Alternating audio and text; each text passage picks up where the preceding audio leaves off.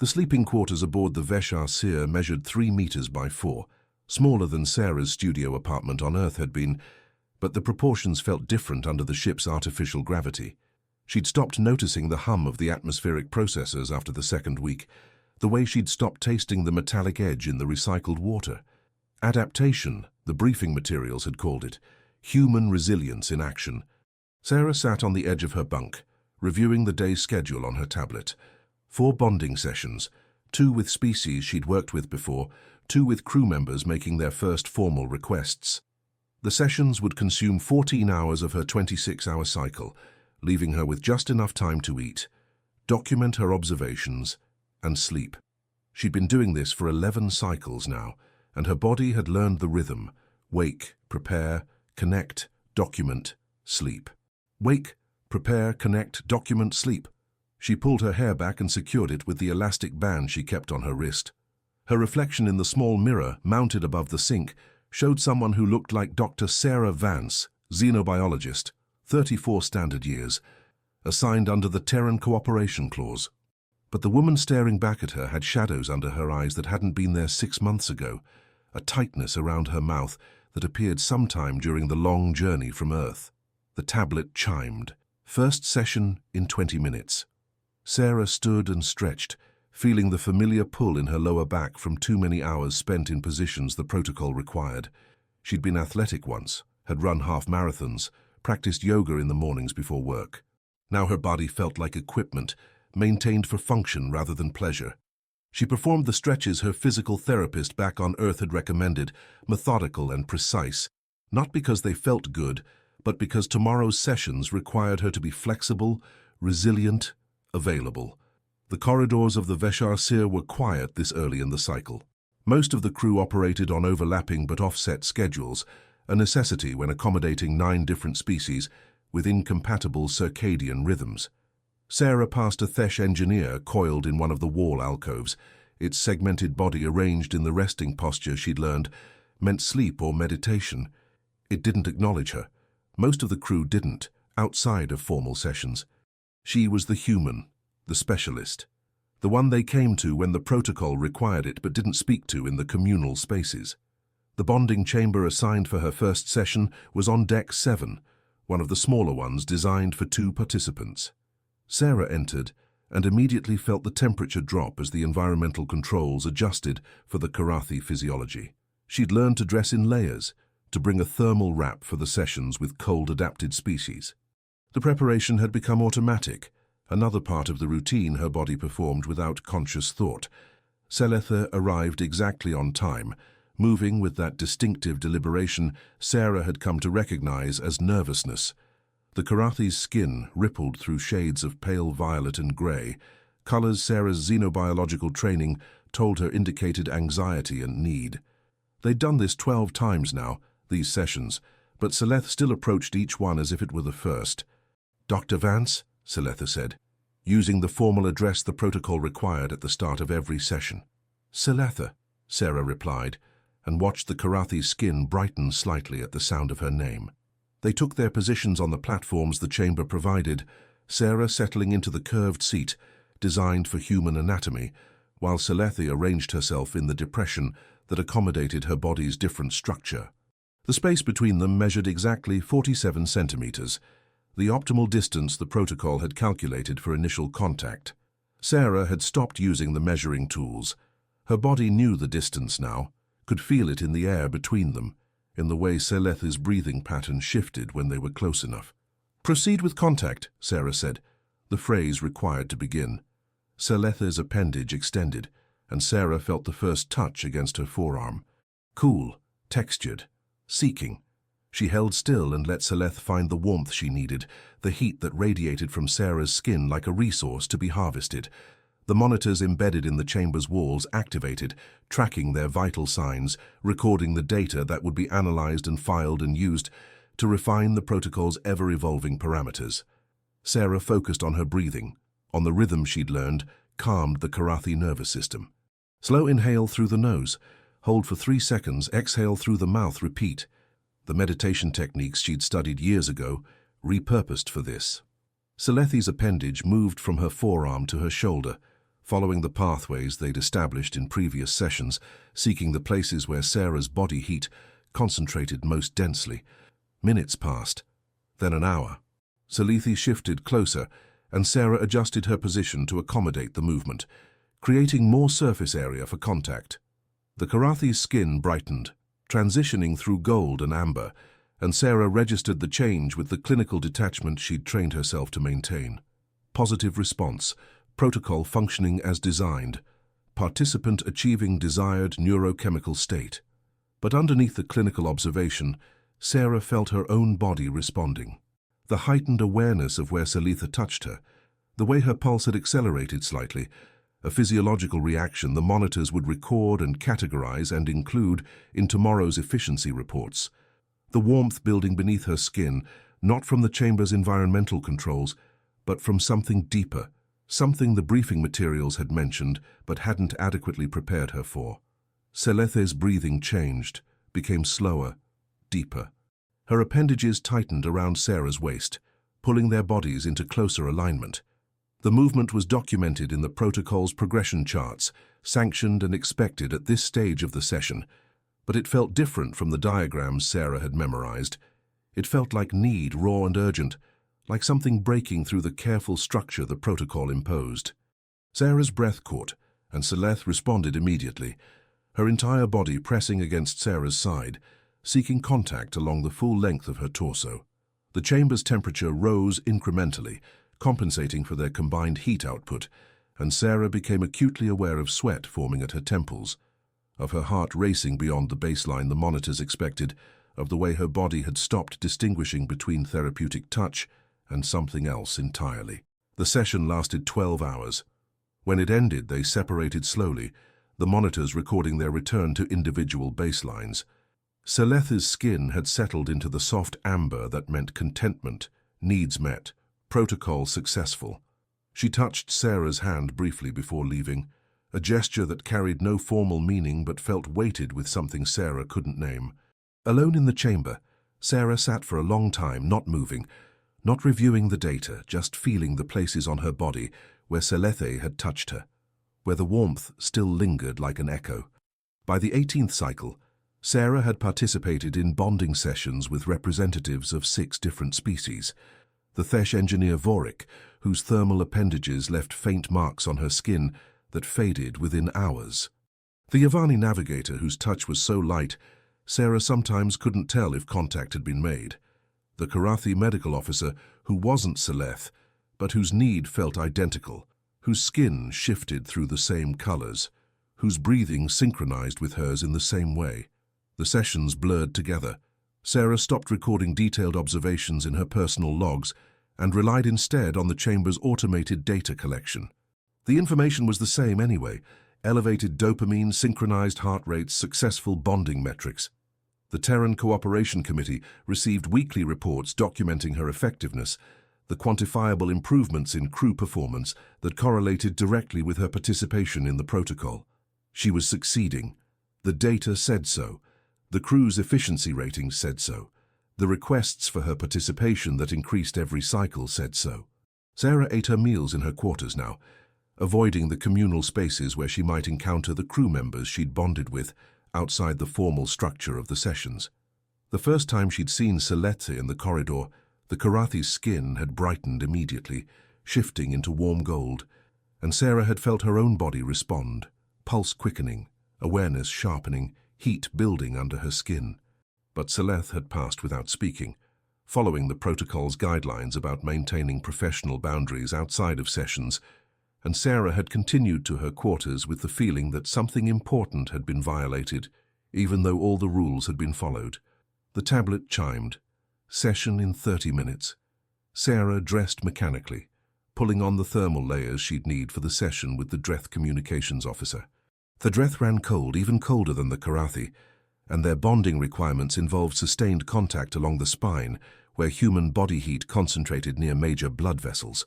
She'd worked with Dreth before, knew what to expect, had memorized the physical positions that optimized thermal transfer while minimizing strain on her lower back. The session proceeded according to protocol. 12 hours of measured contact, monitored vitals, documented success. The Dreth's performance metrics would improve. Sarah's effectiveness ratings would climb.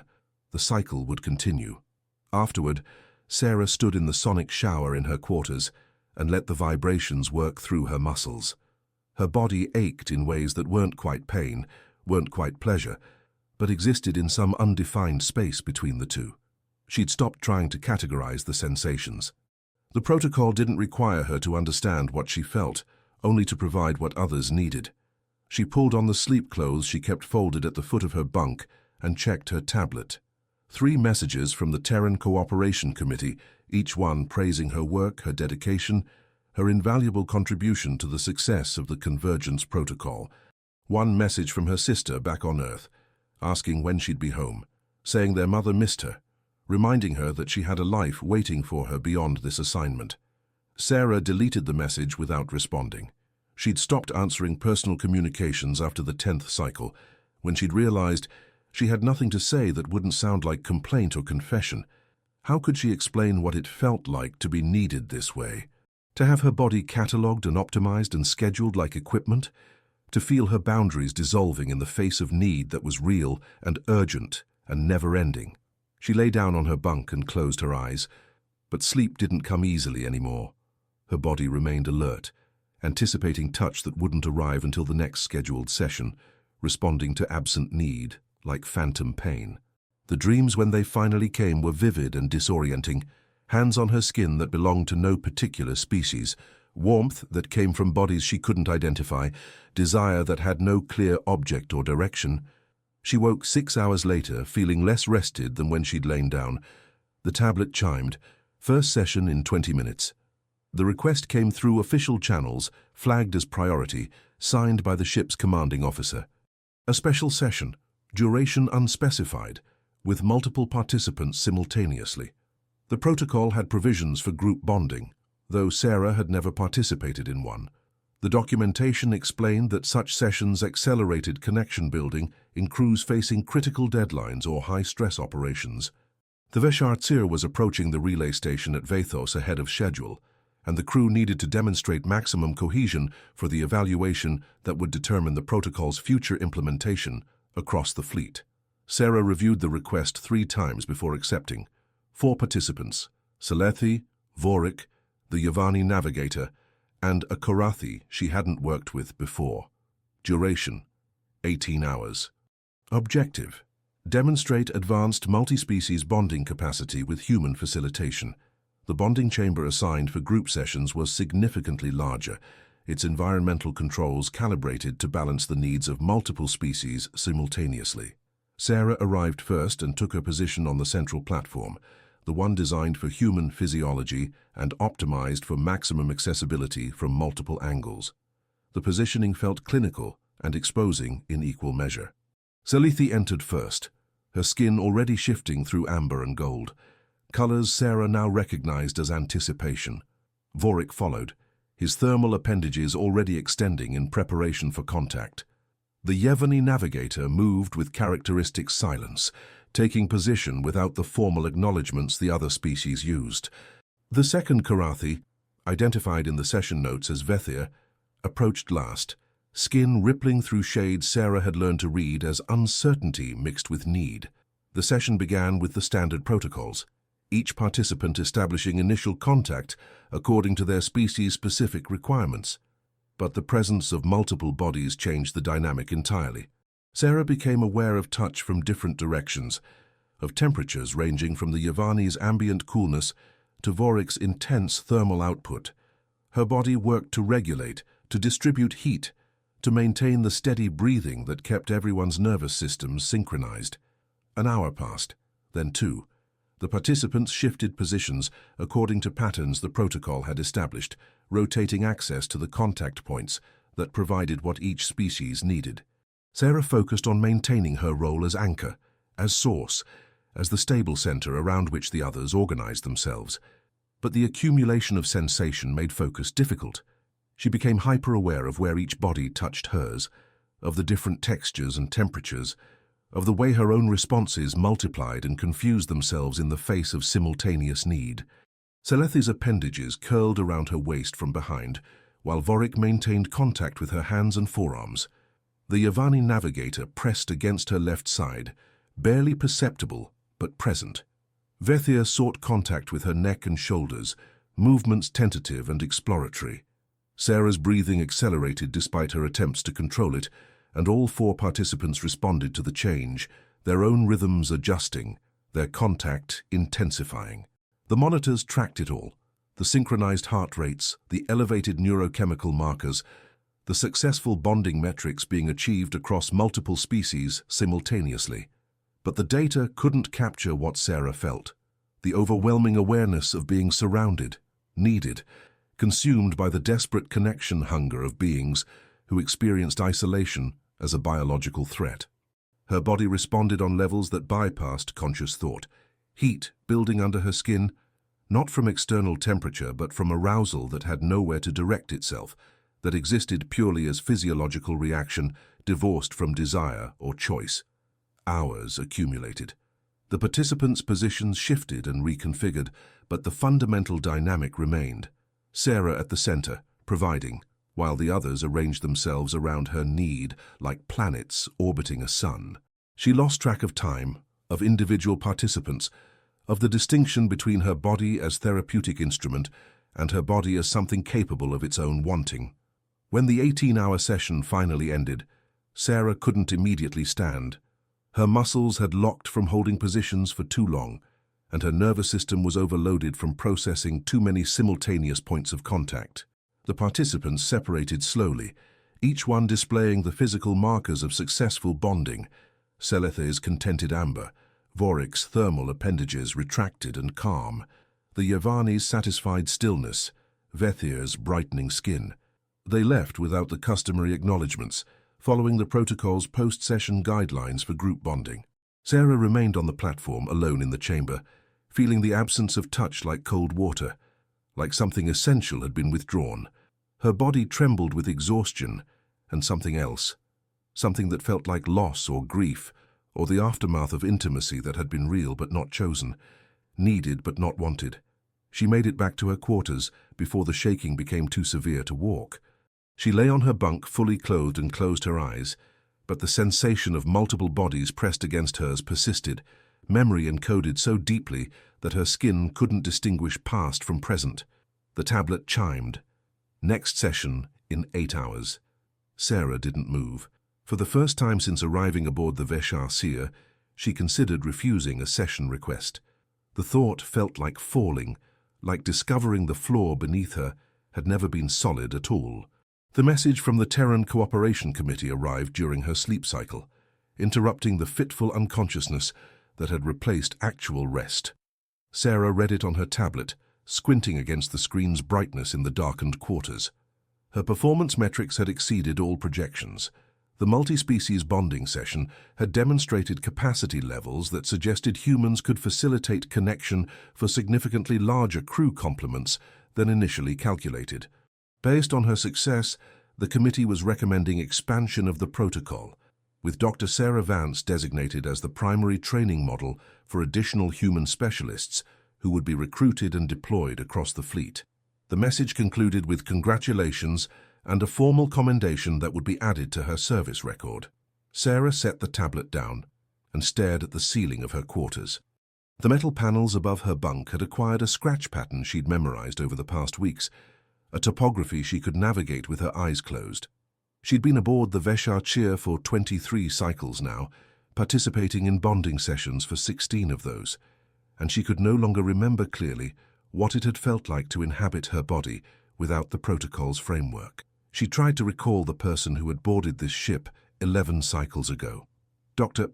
Sarah Vance, xenobiologist who had believed this assignment represented meaningful work, who had volunteered for the Terran Cooperation Clause because the briefing materials made it sound like cultural exchange, like diplomacy, like something noble. That woman had thought she understood what it meant to facilitate connection. She had read the documentation and believed she was prepared. Sarah rose from her bunk and stood in front of the small mirror above her sink. The woman looking back at her had the same face, the same dark hair pulled back with the same elastic band, the same brown eyes. But something fundamental had shifted. She looked like someone waiting for touch, like someone whose body existed primarily as surface area to be contacted, like infrastructure, rather than person. The tablet chimed. Session request from Sci-HFY. Standard 12-hour duration. Scheduled to begin in 4 hours. Sarah accepted automatically, the response bypassing conscious decision. Her body was already preparing, already anticipating the positions it would need to assume, the warmth it would need to generate, the steady breathing that would synchronize with Sci-HFY's fragmented nervous system. The preparation had become reflex, deeper than thought, encoded in muscle memory and autonomic response. She ate a meal from the synthesizer, not tasting it, consuming nutrients her body needed to sustain another 12 hours of therapeutic contact. She performed her stretches, systematic and thorough. She dressed in the layers appropriate for Karathi physiology, checked the session assignment, reviewed the chamber location. The routine carried her through the hours until the session began. Sci-HFY was already in the bonding chamber when Sarah arrived, her skin shifting through colors that Sarah now read fluently. Anticipation, need, something that might have been affection if the protocol allowed for such interpretations. They took their positions without speaking, the formal acknowledgments unnecessary after so many repetitions. Contact began. Sci-HFY's appendages found the warmth they sought, and Sarah's body provided it, reliable as equipment, consistent as infrastructure. The hours accumulated according to established patterns. But something was different this time. Some quality in Sci-HFY's touch that Sarah's overtaxed nervous system registered as divergence from protocol. Sci-HFY's skin had shifted into deep crimson, the shade Sarah had seen only once before, in their first session together, when boundaries had blurred and Sarah's body had responded with arousal she'd categorized as physiological anomaly. But now, Sci-HFY deliberately sought that response, her appendages tracing patterns that had nothing to do with thermal transfer and everything to do with exploration, with testing what the protocol's boundaries actually permitted. Sarah's breath caught, and Sci-HFY's entire body pressed closer, no longer seeking warmth but seeking reaction, seeking the evidence that Sarah could want and not just provide. The monitors recorded it all: elevated heart rate, increased respiration, neurochemical markers that indicated arousal rather than therapeutic connection. But the data suggested nothing beyond what the protocol allowed, nothing that violated established boundaries, even as everything between them felt like violation and invitation simultaneously.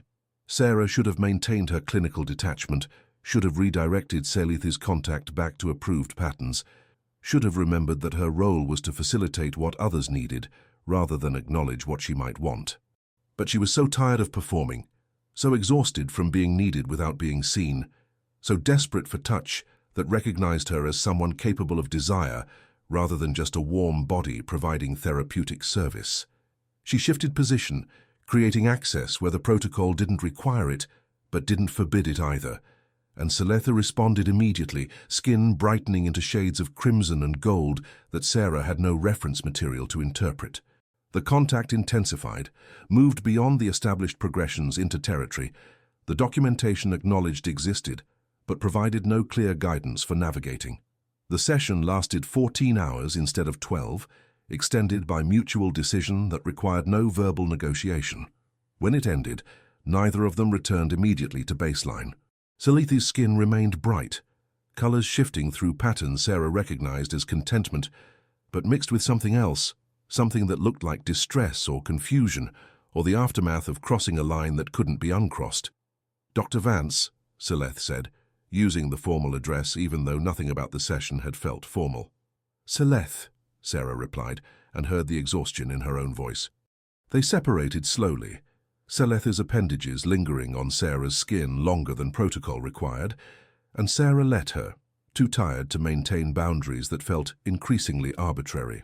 The Karathi left without the customary acknowledgement, skin still shifting through agitated colors that suggested the session had affected her in ways the protocol hadn't predicted or prepared for. Sarah remained in the chamber long after the monitors had stopped recording, sitting on the platform where she had provided and received in measures that no longer felt equivalent or fair.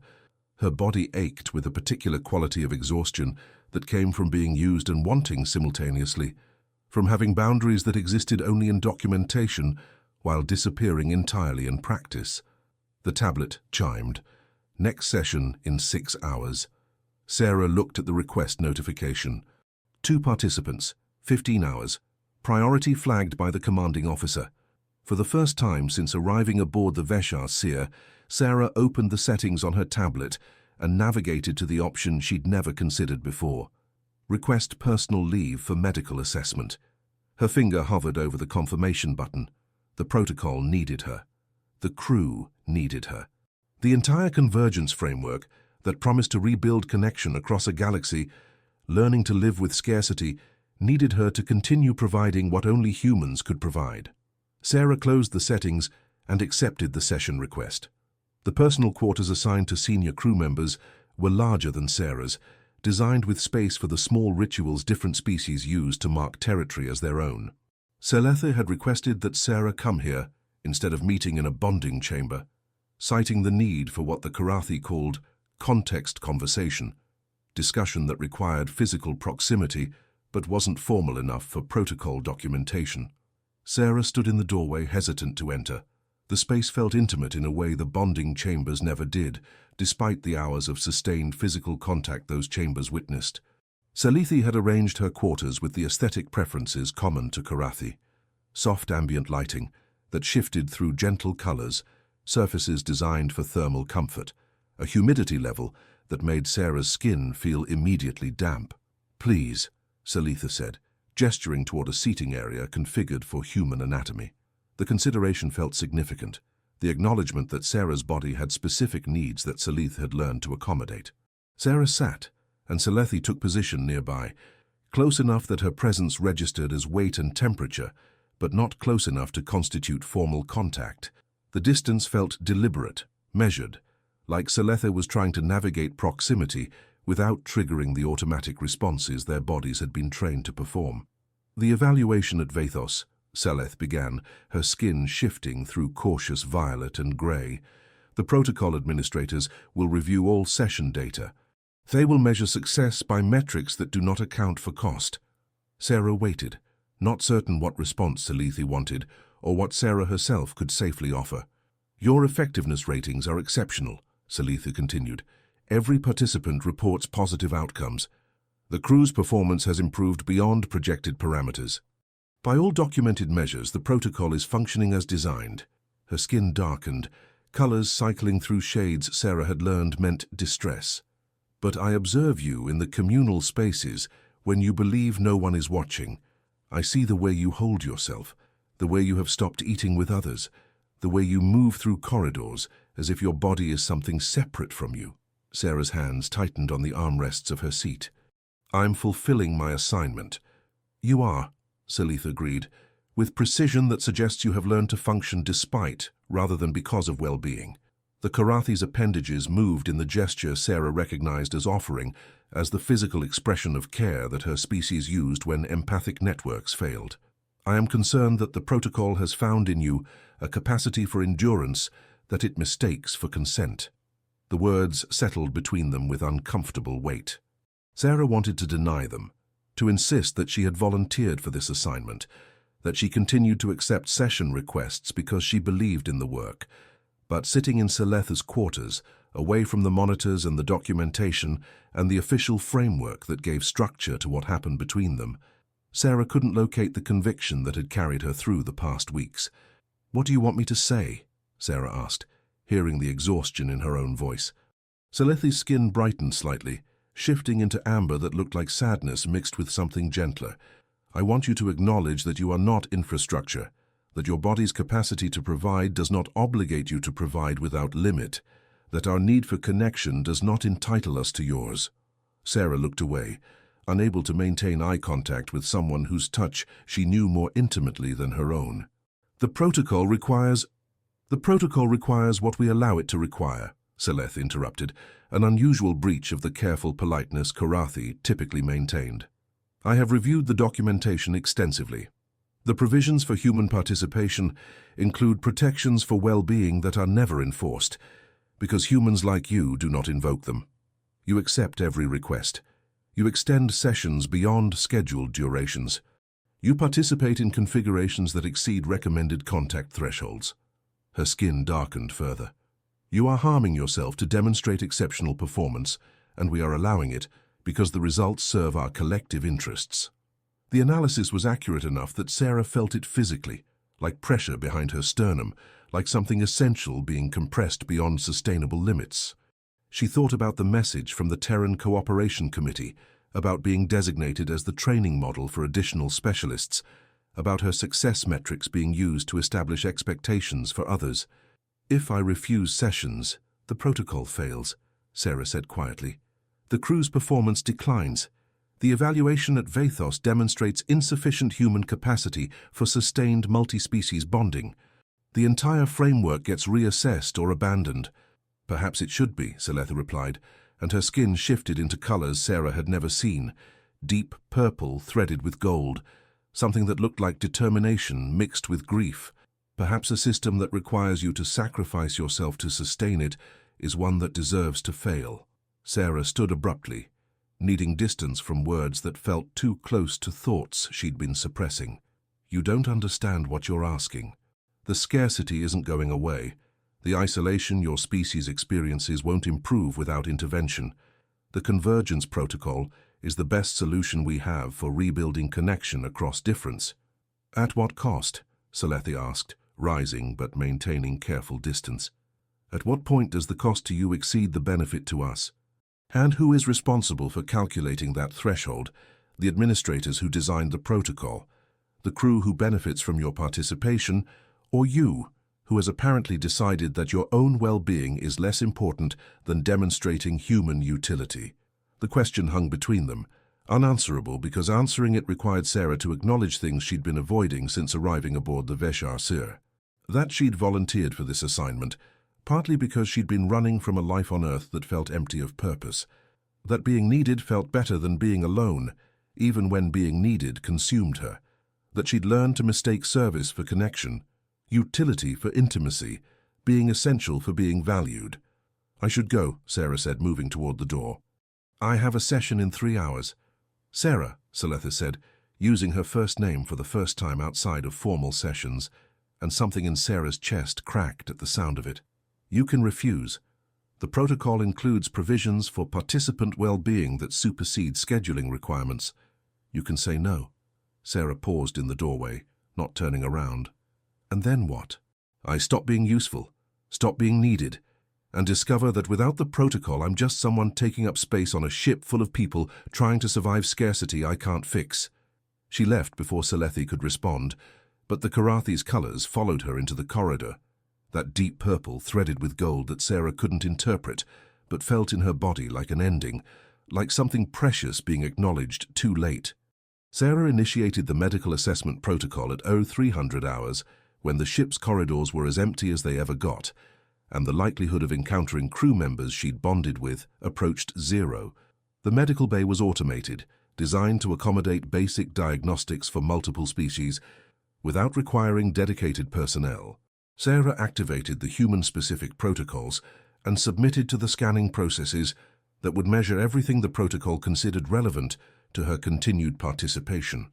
The results appeared on the display terminal with clinical precision. Elevated cortisol levels, disrupted circadian rhythm, muscle strain consistent with sustained stress positions, neurochemical markers indicating chronic stress response. Overall assessment, physically capable of continuing assigned duties, with recommendation for increased rest intervals and voluntary reduction in session frequency. The system didn't measure the things Sarah could feel but couldn't quantify. The way her body had started responding to proximity with anticipatory tension, preparing for touch whether or not touch was coming. The dreams that woke her in the sleep cycle, vivid and disorienting, where she couldn't distinguish between providing comfort and receiving it. The sensation of disappearing into the protocol's framework, of becoming the role she performed until nothing existed outside of it. She authorized the medical system to flag her file for monitoring, but declined the recommendation to reduce session participation. The evaluation at Vathos was 8 cycles away. 8 cycles to demonstrate that human facilitation of the convergence protocol functioned at scale, that what Sarah had proven possible could be replicated across the fleet. 8 cycles to validate the data that would determine whether the framework survived or failed. Sarah returned to her quarters and found a message waiting from Salitha. Brief, formal, using the protocol's approved language for communication outside of sessions. Request conversation at your convenience regarding parameter adjustment for future bonding sessions. Parameter adjustment. The bureaucratic phrasing for what had happened in Salitha's quarters. The acknowledgement that something between them had shifted beyond what the protocol's documentation could contain. Sarah knew she should accept, should have the conversation that would establish clearer boundaries, that would protect both of them from the confused territory they'd entered. But she couldn't imagine what those boundaries would look like, couldn't envision a version of the protocol that didn't require exactly what she'd been providing. She deleted the message without responding. The tablet chimed. Session request from Vorik, 12 hours, standard thermal transfer configuration. Sarah accepted. Then another request from the Yevony navigator, 6 hours specialized contact sequence. She accepted that too. A third request appeared, flagged priority, multi-species session with 5 participants, duration 16 hours. Sarah stared at the requests, at the accumulation of need that her acceptance had taught the crew to expect. Salitha's words echoed in her mind. Your body's capacity to provide does not obligate you to provide without limit. But what was the limit? How did she measure the point where service became self-destruction, where being essential became being consumed?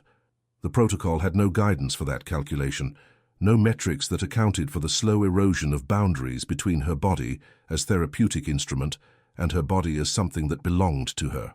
She accepted all 3 requests. The sessions proceeded according to established patterns.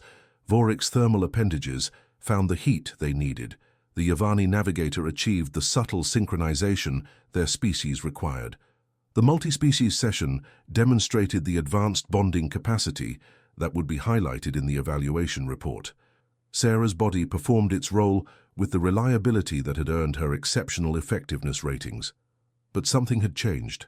Sarah noticed it in the way she no longer tracked time during sessions, no longer maintained the clinical awareness that had let her categorize touch as therapeutic rather than intimate.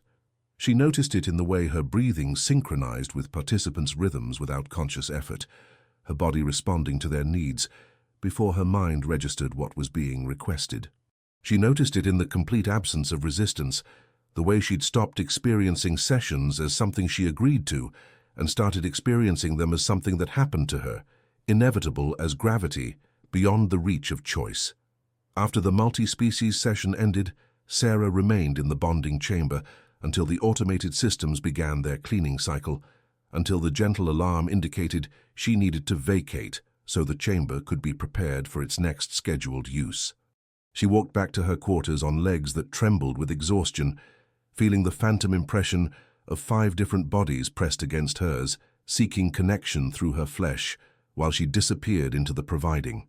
The tablet was chiming when she entered her quarters, another session request and another and another.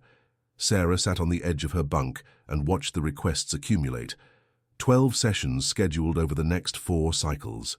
43 hours of sustained physical contact, distributed across species she'd bonded with before, and species making first requests. The crew had learned to depend on her, had reorganized their operational patterns around her availability, had made her participation in the protocol essential to their continued functioning. She was succeeding. The data proved it. The crew's performance metrics proved it. The reports sent back to the Terran Cooperation Committee proved it. Sarah lay back on her bunk without reviewing the session details, without performing her usual preparation routines, without checking the medical assessment recommendations that suggested she reduce her participation.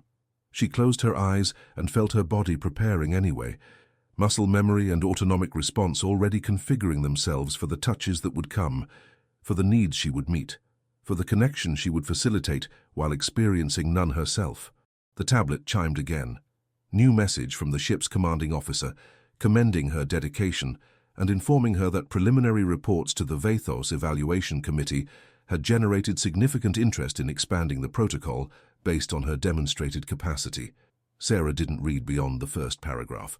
She knew what the message would say, knew what it would ask of her, knew that she would agree because refusing had become unimaginable, because her identity had compressed into this single function, because being needed had replaced every other reason she'd had for existing. Sleep didn't come. Her body waited, trained and ready, for the next session to begin. The communal observation deck was rarely occupied during the ship's designated sleep cycle, which made it the closest thing to private space Sarah could find outside her quarters. She stood at the viewport, watching the star field slide past with the Sci-HFY's deceptively smooth velocity, and tried to remember what Earth looked like. The details had started blurring, whether her apartment had faced east or west, what her sister's voice sounded like without the distortion of recorded messages, how it felt to move through the world as someone with purpose beyond providing. "I thought I might find you here." Sarah turned to find Salitha in the doorway, skin shifting through muted colors that suggested uncertainty. The Karathi hadn't attempted contact since their conversation in her quarters 3 cycles ago, had maintained careful distance in the corridors, had even declined to submit session requests, though the protocol gave her every justification to continue. "I've been avoiding the communal spaces," Sarah said, which wasn't quite honesty, but came closer than the practiced deflections she'd perfected. "I know." Salitha moved into the observation deck but maintained distance, respecting boundaries Sarah hadn't explicitly requested but had been broadcasting through every nonverbal cue. "You've been avoiding most things, I think. Except sessions." Sarah turned back to the viewport. "I have responsibilities." "You have a breaking point," Salitha corrected, gentle but direct, "which you are approaching with systematic determination." She paused, colors shifting through the amber Sarah associated with careful thought. "I submitted a formal report to the protocol administrators. Documented concerns about sustainable participation thresholds for human specialists. Recommended mandatory rest intervals and participation limits." The words settled like weight in Sarah's chest. "They won't implement restrictions based on one crew member's concerns." "No," Salitha agreed.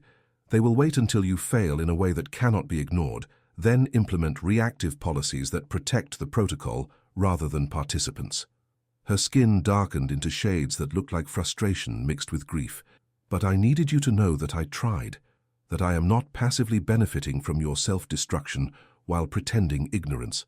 Sarah closed her eyes. "What do you want from me?" "I want you to remember that you chose this initially," Salitha said quietly, "which means you retain the capacity to choose differently. The protocol has no power except what we grant it through participation. The crew will adapt," Salitha interrupted, an unusual breach of her species' careful communication norms. "We survived before the protocol. We will survive its modification or its failure. What we cannot ethically claim is that your participation at unsustainable levels is necessary for our survival, when it is merely convenient for our comfort." Sarah opened her eyes and looked at the Karathi, at the being whose touch she knew intimately, but whose perspective she'd stopped trying to understand somewhere in the accumulation of sessions and metrics and effectiveness ratings. "You're asking me to fail, to let the evaluation at Vathos demonstrate that human capacity isn't sufficient, that the protocol doesn't scale the way the administrators project. I'm asking you to acknowledge your own limits before they acknowledge themselves in ways you cannot control." Salitha's skin brightened into the crimson Sarah had seen only in moments of intensity, in the crossing of boundaries that the protocol sanctioned but didn't quite contain. "I care about you. Not as facilitator or service provider, but as the person I have observed becoming smaller and more silent as the cycles accumulate. And I am concerned that you have forgotten how to recognize care when it is offered without transaction." The observation felt too accurate, too close to the hollowness Sarah had been experiencing but couldn't articulate. She thought about the sessions, about the way touch had become entirely about what others needed from her body rather than what her body needed for itself. She thought about Salitha's words in her quarters. "Our need for connection does not entitle us to yours." "I don't know how to refuse," Sarah admitted, the confession escaping before she could contain it. "Every session request feels necessary. Every being who asks for bonding has legitimate need. The protocol's framework makes saying no feel like abandonment, like choosing my comfort over someone else's survival." "That asymmetry is intentional," Salitha said. "The protocol was designed by administrators who understood that humans respond to need with provision, that your species finds purpose in service. They calibrated the framework to activate those instincts while providing just enough structure to appear ethical. Her colors shifted through deep purple, threaded with gold. The combination Sarah still couldn't interpret, but felt as something significant. But the protocol did not account for what happens when provision becomes compulsion, when service erases the self that chose to serve. Sarah turned back to the viewport, unable to maintain eye contact while feeling this exposed. The evaluation is 6 cycles away. If I start refusing sessions now, if I fail to demonstrate sustainable capacity, the entire framework collapses. All those reports about human effectiveness, all that data about improved crew performance, it becomes evidence that the protocol doesn't function at scale. Perhaps that is information the administrators need, Seleth suggested. Perhaps sustainable connection cannot be built on the backs of specialists who are systematically consumed by the providing. Or perhaps I'm just not strong enough, Sarah said quietly. Perhaps other humans would manage these participation levels without difficulty, would maintain boundaries I'm failing to protect, would find ways to provide without disappearing. Seletha moved closer, still maintaining distance, but narrowing it deliberately. Or perhaps you are demonstrating precisely what the protocol's designers hope to obscure, that the framework requires participants to sacrifice well-being for effectiveness, and that no amount of strength or skill can make that requirement sustainable. Sarah felt something crack in her chest, some careful construction she'd been maintaining since arriving aboard the Vesh-Asir. She'd wanted to believe that her struggle was personal failure, that she simply needed to be better at the work she'd volunteered for. The alternative, that the system itself was extractive, that her success metrics measured her consumption rather than her capability, required acknowledging that she'd been complicit in her own erosion. I don't know how to stop, Sarah said, and heard the exhaustion in her voice, the accumulation of cycles spent performing connection while experiencing isolation. The sessions are scheduled. The crew depends on the patterns we've established. My effectiveness ratings are tied to the evaluation outcomes that will determine the protocol's future. Then we start smaller, Salithi offered. 1 refused session, 1 boundary maintained. 1 moment where you choose your own well-being over demonstrated capacity. Her skin brightened into soft amber. And we build from there, the way the protocol should have been designed, with sustainability as the foundation rather than an afterthought. Sarah wanted to agree, wanted to believe that change was possible through incremental steps. But the tablet in her quarters was probably chiming right now with new session requests, and her body was already preparing to accept them, already configuring itself for the touch that would come because refusing felt impossible, because being needed had become the only identity she recognized. I have a session in 2 hours, Sarah said, checking the time display on the observation deck's control panel.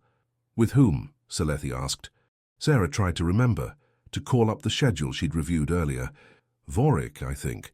Or maybe the multi-species session I accepted yesterday. I'm not certain anymore. Salethi's colors darkened into shades that looked like alarm. You are not tracking your own schedule? The tablet manages it, Sarah said, hearing the defensive edge in her voice. I just need to be ready when the notifications arrive. Sarah. The use of her name carried weight, urgency, the kind of attention Sarah hadn't experienced outside of sessions in cycles. You are describing automation. You are functioning as infrastructure rather than participant. You have transferred decision-making entirely to the protocol's administrative systems. The observation landed with uncomfortable clarity. Sarah tried to remember the last time she'd made a choice about her participation, beyond accepting whatever the tablet requested. The sessions had started blurring together weeks ago, individual participants becoming indistinguishable from the collective need they represented. Her body responding with trained precision that bypassed conscious thought entirely. I need to prepare, Sarah said, moving toward the exit. The session... Refuse it, Salethi interrupted. Just this once. Send a formal declination citing well-being concerns. The protocol has provisions that allow participants to decline without penalty. Sarah paused in the doorway. Her body was already pulling toward her quarters, toward the preparation routines, toward the chamber where someone was waiting for the warmth she would provide. But Salethi's words echoed in the space beneath her sternum. 1 refused session. 1 boundary maintained. "I'll consider it," Sarah said, which wasn't agreement but wasn't rejection either. She left before Salethi could respond, feeling the Karathi's concerned colors following her into the corridor like evidence of something Sarah had stopped believing she deserved, care that required nothing in return. Sarah stood in her quarters with the tablet in her hand, the session request displayed on the screen, her finger hovering over the acceptance button that had become reflex. The request came from a Karathi medical officer she'd bonded with twice before. Standard 12-hour duration, thermal transfer protocol. Routine, manageable, expected. She thought about Salethi's words in the observation deck. 1 refused session, 1 boundary maintained. Sarah navigated to the declination option, reading the documentation she'd never consulted before. The protocol did include provisions for participant well-being, carefully worded passages that acknowledged the right to refuse specific sessions based on physical or psychological need. The language was buried beneath layers of participation guidelines and effectiveness metrics, positioned as edge case rather than fundamental right, but it existed. She could refuse. The system allowed it. Her finger moved toward the declination button, and her chest tightened with something that felt like anxiety, mixed with guilt. She imagined the Karathi medical officer receiving the notification, experiencing the confusion or disappointment of having a request denied when all previous requests had been accepted. She imagined her effectiveness ratings declining, her performance metrics showing gaps that would raise questions during the evaluation at Vathos. She imagined the administrators reviewing her participation patterns and finding this single declination, this one boundary, this evidence that she couldn't sustain the level of service she'd demonstrated. Sarah closed her eyes and pressed the button. The confirmation appeared immediately. Session request declined. Reason: participant well-being. The Karathi medical officer would be notified. The session would be removed from the schedule. The gap in Sarah's participation would be documented. She set the tablet down and waited for the guilt to intensify, for the anxiety to escalate into panic. But what she felt instead was space, a sudden awareness of 12 hours that now belonged to her, that didn't require her body to configure itself for someone else's need, that existed as possibility rather than obligation. The tablet chimed. Another session request, this one from a Thesh engineer for a 6-hour bonding session, scheduled to begin immediately after the one she'd just declined. Sarah looked at the notification for a long time. She could accept this one, could maintain most of her participation while implementing just the boundary Salith had suggested. 1 refusal, followed by resumed compliance. Incremental change. But she was so tired. Her body ached with the accumulated strain of too many sessions without adequate recovery. Her nervous system felt overloaded from processing too many simultaneous needs. And underneath the exhaustion was something darker, something that felt like resentment toward the being she'd been helping, toward the system that positioned her as essential, toward herself for having agreed to this without understanding the cost. Sarah declined the second request. The tablet chimed again almost immediately. A third request, this one flagged priority by the ship's commanding officer, multi-species session with 4 participants, the kind of session that generated the most impressive data, that demonstrated the protocol's capacity to facilitate complex bonding across radical difference. Sarah's hand trembled as she navigated to the declination option. This refusal would have consequences beyond personal space. Priority requests carried weight, implied urgency that superseded individual well-being concerns.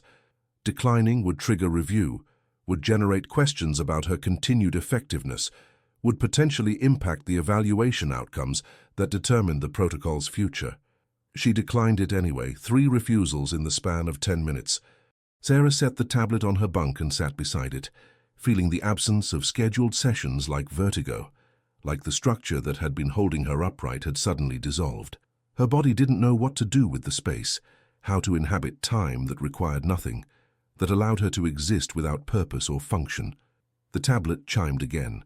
Sarah ignored it, and again, and again. She stopped counting after the 7th request appeared. Instead, she initiated the protocol's formal documentation system and submitted a report that she'd never imagined filing: human participant requesting reduced session frequency due to well-being concerns, recommending implementation of mandatory rest intervals and participation limits to ensure sustainable capacity. The report asked for detailed explanation, for medical documentation supporting the request, for justification that would satisfy administrators who measured success by participation metrics. Sarah provided minimal detail. Current participation levels exceed sustainable thresholds. Continued service requires modification of scheduling parameters.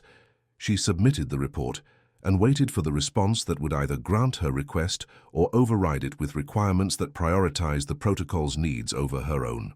The tablet chimed. Not a session request this time, but a message from Sci-HFY. I am proud of you. Sarah read the message 3 times, trying to process the unfamiliar sensation of being acknowledged for refusing rather than providing, for protecting herself rather than demonstrating exceptional capacity. She'd been receiving commendations from the Terran Cooperation Committee for weeks, formal recognition of her effectiveness and dedication. But those messages had felt hollow, recognition that measured her value by how much she could endure, rather than who she was beneath the enduring. Sci-HFY's message carried different weight. It acknowledged choice, recognized the difficulty of implementing boundaries within systems designed to discourage them, valued Sarah's well-being as something worthy of protection. Sarah set the tablet down and stood, uncertain what to do with herself now that the immediate future didn't involve preparation for scheduled sessions. Her body felt strange without the anticipatory tension, without the automatic configuration for contact that had become baseline. She performed her stretching routine, but slowly this time, paying attention to the feedback her muscles provided, to the places where strain had accumulated beyond what brief rest intervals could address. She ate a meal in her quarters, actually tasting it for the first time in cycles. She took a long sonic shower, not because she needed to prepare for a session, but because it felt good, because her body deserved care that served no purpose beyond immediate comfort. She lay on her bunk and closed her eyes, and for the first time in weeks, sleep came without the dreams that confused providing with receiving, that blurred boundaries between duty and desire. She woke 6 hours later feeling something that might have been rest. The tablet showed 14 declined session requests accumulated while she slept. It also showed a formal response from the protocol administrators. Request for participation modification under review. Participant Dr. Sarah Vance placed on temporary reduced schedule pending evaluation of well-being documentation. Current session commitments maintained. New requests suspended for 72 hours. Sarah read the message carefully.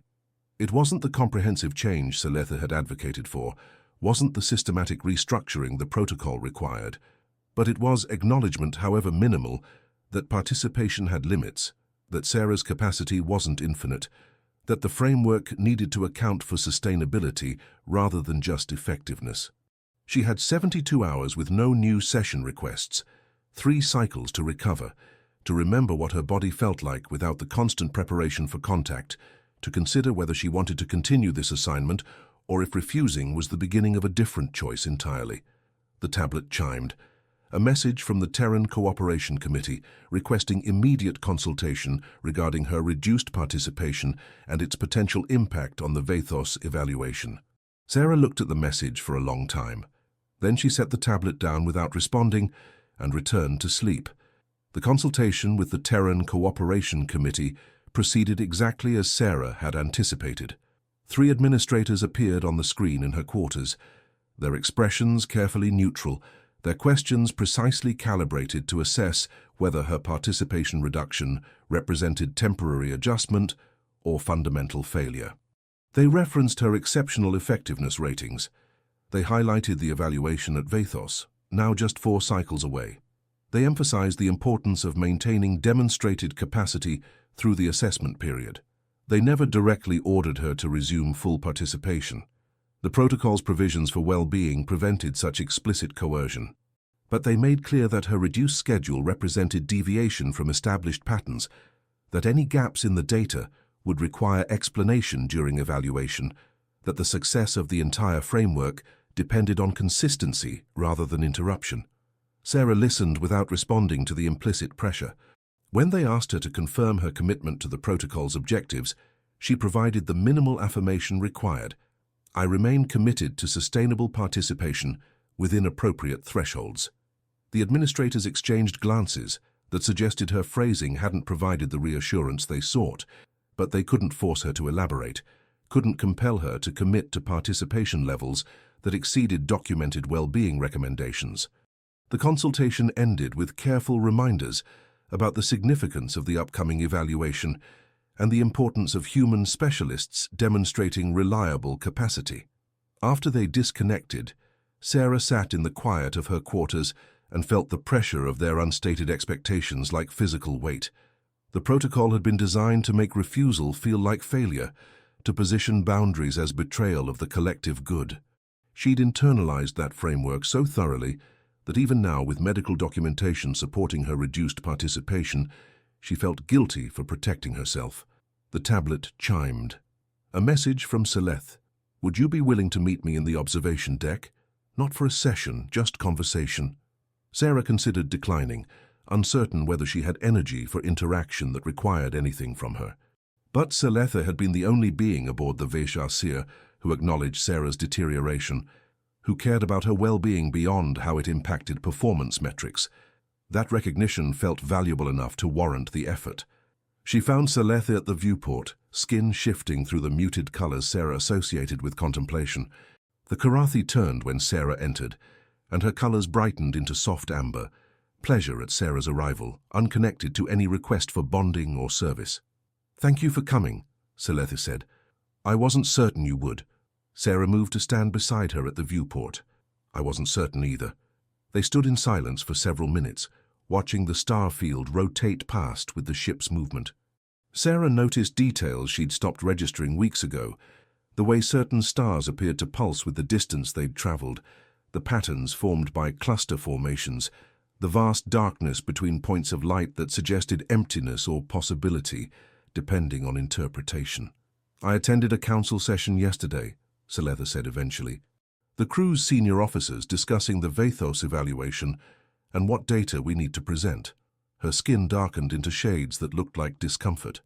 "Your reduced participation was identified as potential weakness in our demonstration. Several officers suggested that you should resume full scheduling to maintain consistency through the assessment period." Sarah's chest tightened. "And you?" "I argued that pushing you beyond sustainable thresholds to generate impressive data would demonstrate precisely what the protocol should not be, a system that consumes participants to serve administrative objectives."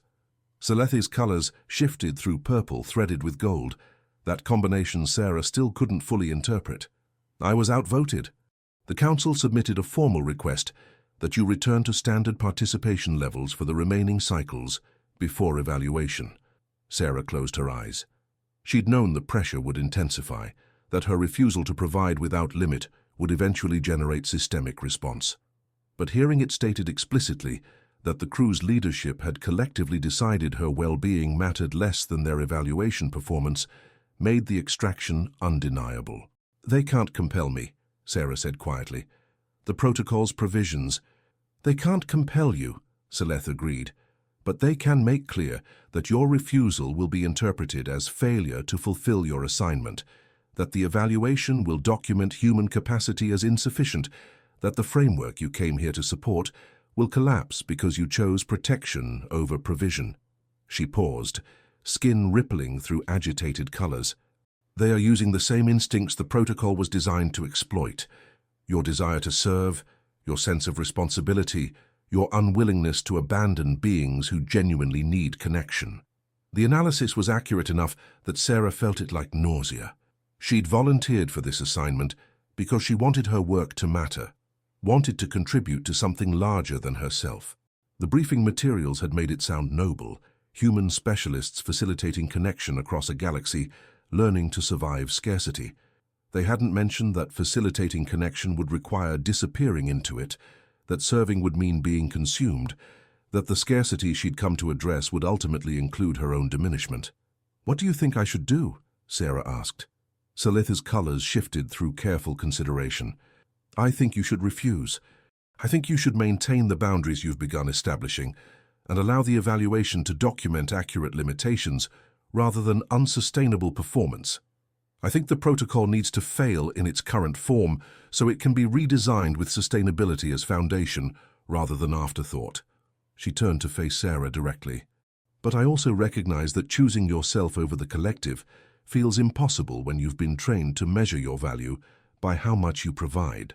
Sarah looked at the Karathi, at the being whose touch she knew intimately, but whose perspective she'd stopped trying to access somewhere in the accumulation of sessions. What about you? If I refuse, if the evaluation demonstrates insufficient capacity, the Karathi lose access to the connection building that helps with your empathic network degradation. We lose access to a system that treats you as infrastructure, Seletha corrected, which may force us to find alternatives that don't require consuming someone else to address our own deficits. Her skin brightened into the crimson Sarah associated with intensity, with the crossing of boundaries. I would rather experience isolation than know my comfort depends on your suffering.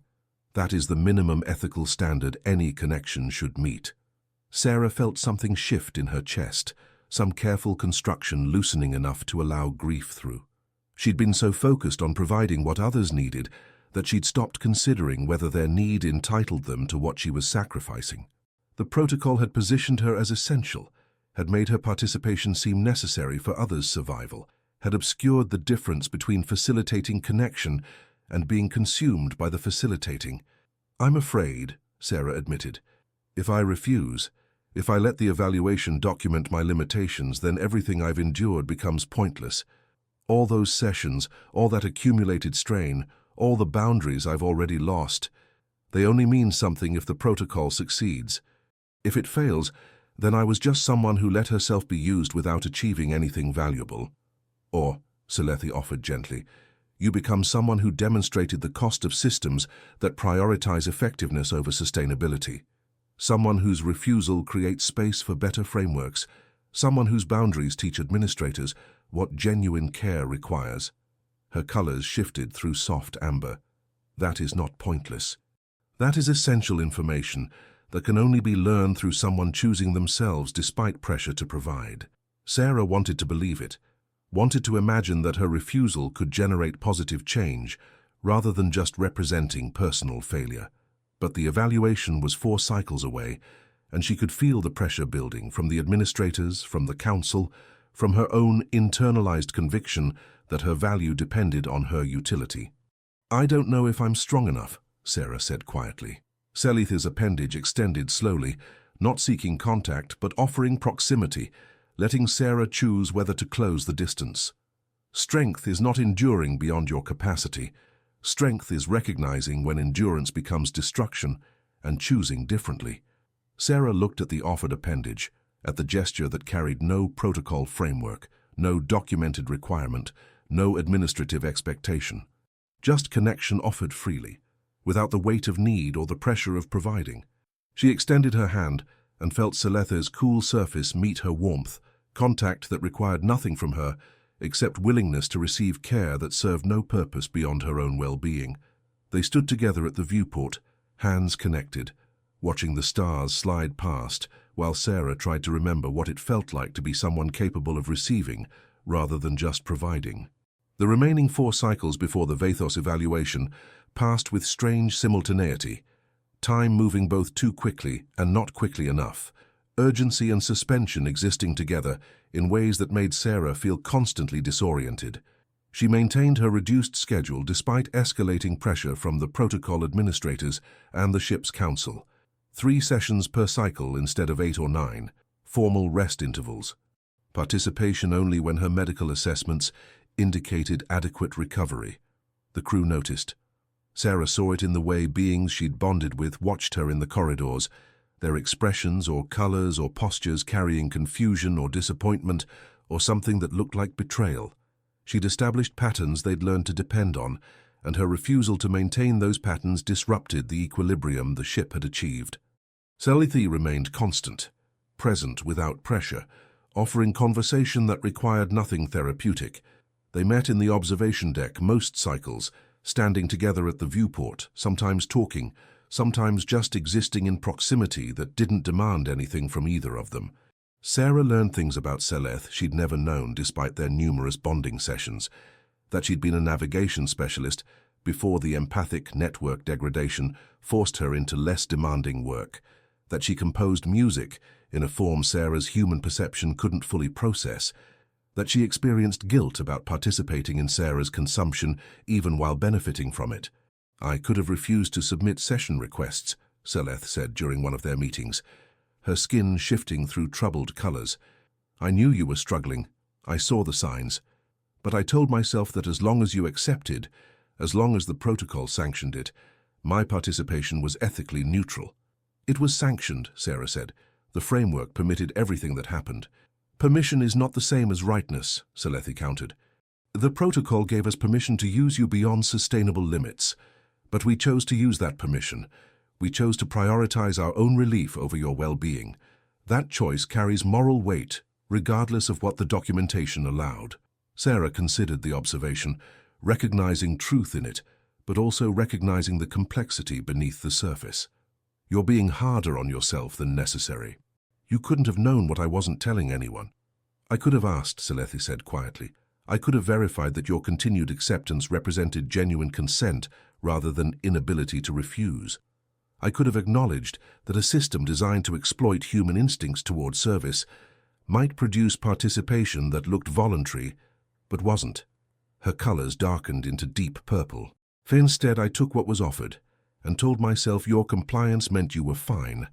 The conversation stayed with Sarah afterward, during her reduced sessions and her expanded rest intervals, and the long periods she spent in her quarters, trying to remember who she'd been before becoming infrastructure.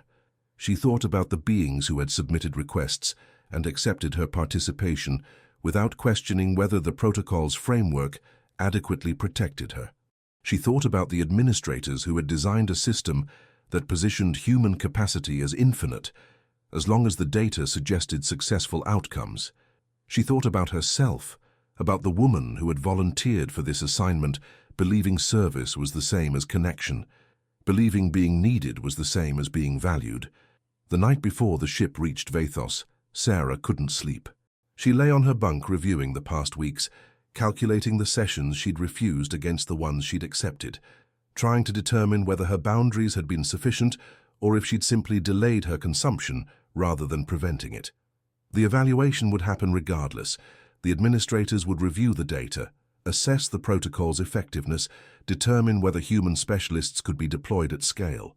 Sarah's reduced participation would be documented as limitation or sustainability, depending on how the framework was interpreted. She rose and walked to the observation deck, unsurprised to find Seleth already there. The Karathi's presence had become something Sarah anticipated, relied on in ways that felt different from the dependency the protocol generated. "Couldn't sleep either?" Sarah asked. Seleth's skin shifted through muted colors. "I have been considering what happens after tomorrow, whether the protocol expands or contracts or fails entirely. What becomes of the connections we formed through a framework that may have been fundamentally flawed?" Sarah moved to stand beside her. "What do you hope happens?" "I hope the administrators recognize that sustainability requires different design," Seleth said. "I hope they acknowledge that human capacity isn't infinite, that specialists need protection rather than exploitation, that connection built on consumption isn't actually connection." She paused. "But I also fear that if the protocol fails, the beings who genuinely benefit from structured bonding opportunities will lose access entirely, that administrators will abandon the framework rather than reform it." "Would that be worse?" Sarah asked. "Returning to isolation rather than building connection through someone else's deterioration." Seleth's colors shifted into the crimson Sarah had learned meant intensity, truth offered without cushioning. "For my species, yes. The empathic network degradation is progressive. Without intervention, we become increasingly isolated within our own sensory experience, unable to share the collective awareness that defines Karathi existence. The protocol offered relief from that isolation, however imperfect the delivery mechanism." She turned to face Sarah. "But I cannot ethically argue that our relief justifies your suffering. I cannot claim that my need for connection entitles me to your consumption. That is the calculation I should have made before submitting my first session request, and I failed to make it because the protocol's framework obscured the cost." Sarah looked at the Karathi, at the being who had participated in her erosion, but also who had recognized it, named it, tried to stop it despite benefiting from its continuation. "I don't blame you," Sarah said. "I blame the system that positioned my participation as voluntary while making refusal feel impossible. I blame the administrators who designed metrics that measured effectiveness without accounting for sustainability. I blame myself for believing that being needed was the same as having worth." "And now?" Selethi asked. "What do you believe now?" Sarah considered the question carefully. She thought about the sessions she'd refused, the boundaries she'd maintained despite pressure, the reduced schedule that had given her space to remember she existed outside of what she provided. She thought about Seleth's consistent presence, care offered without requirement, connection that didn't demand therapeutic function. "I believe that I deserve to exist beyond my utility," Sarah said slowly.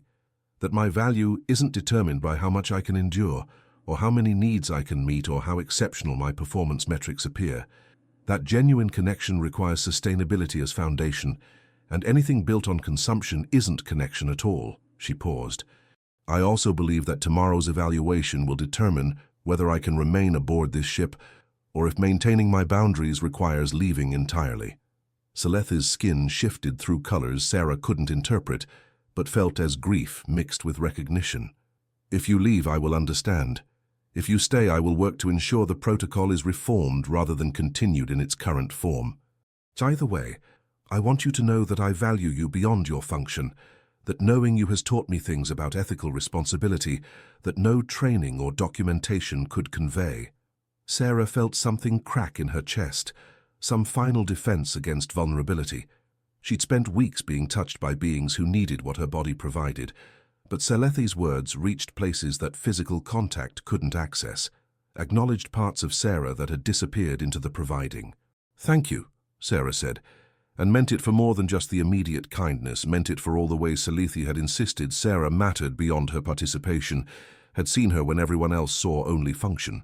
They stood together at the viewport until the ship's cycle shifted toward morning, watching the stars that marked their approach to Vathos, where the evaluation would determine not just the protocol's future, but whether Sarah could continue this assignment, or if choosing herself would require abandoning everything she'd come here to build.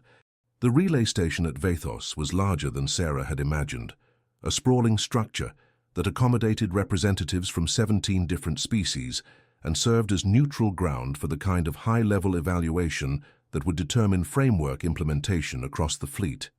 The Vesh-Ar-Seer docked according to precise protocols, and the crew prepared for the formal assessment that would measure their success by metrics Sarah had stopped believing adequately captured what mattered. The evaluation proceeded in stages over 3 days. Administrators reviewed documented session data, conducted interviews with participants, analyzed performance improvements correlated with protocol implementation. Sarah attended the required meetings, answered questions about her participation patterns, provided testimony about bonding effectiveness across different species. The administrators noted her reduced schedule during the final cycles, asked careful questions about sustainability concerns, documented her responses with neutrality that suggested they'd anticipated this complication. On the second day, Sarah testified before the full evaluation committee, 9 administrators representing the species most invested in protocol expansion. They'd reviewed her effectiveness ratings, her exceptional performance metrics from the first weeks, the concerning decline during her reduced participation period. Their questions focused on whether the reduction represented temporary adjustment or fundamental limitation, whether other human specialists might demonstrate greater endurance, whether the protocol's framework needed modification, or if Sarah's experience was anomalous. Sarah answered honestly, describing the accumulated strain, the boundary erosion, the way participation had started feeling compulsory rather than voluntary, despite the documentation suggesting choice. She detailed the physical and psychological costs that the data captured only partially, the ways the framework had positioned her body as resource to be optimized rather than person to be protected. "Would you recommend," one administrator asked carefully, "that the Terran Cooperation Committee recruit additional human specialists for protocol deployment?" Sarah considered the question, aware that her answer would influence decisions affecting people she'd never meet. Only if the framework is substantially reformed, she said. Only if sustainability is prioritized equal to effectiveness, if participation limits are mandatory rather than optional, if well-being protections are enforced rather than suggested. The current structure will consume specialists regardless of individual resilience. That's not sustainable for persons or for the protocol's long-term viability. The administrators exchanged glances. Sarah couldn't determine whether her honesty had damaged the protocol's evaluation prospects or provided information they needed to hear. The session concluded with formal thanks for her testimony and assurance that her perspective would be carefully considered. Afterward, Sarah found Salitha waiting in the corridor outside the evaluation chamber. The Karathi's skin shifted through anxious colors that brightened slightly when she saw Sarah. "How was it?" Salitha asked. "Honest," Sarah replied. "Maybe too honest for what they wanted to hear." They walked together through Vathos's corridors, past observation areas where other crews demonstrated their own protocol implementations, where administrators observed and documented and calculated whether the framework deserved expansion or required abandonment. Sarah watched beings from species she'd never encountered participating in bonding sessions, their bodies configured for therapeutic touch, their expressions suggesting the same mix of relief and strain she recognized from her own experience. "I submitted testimony as well," Salitha said after several minutes of silence.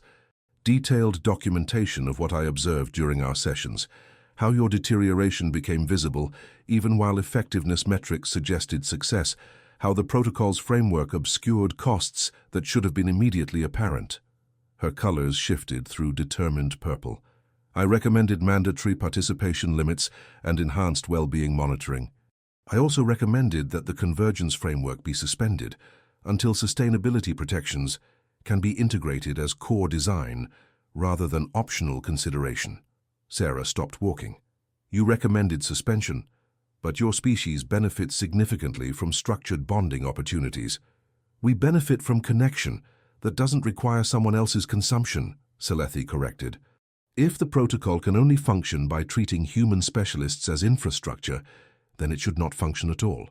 We will find other approaches to address empathic network degradation, approaches that don't depend on extraction."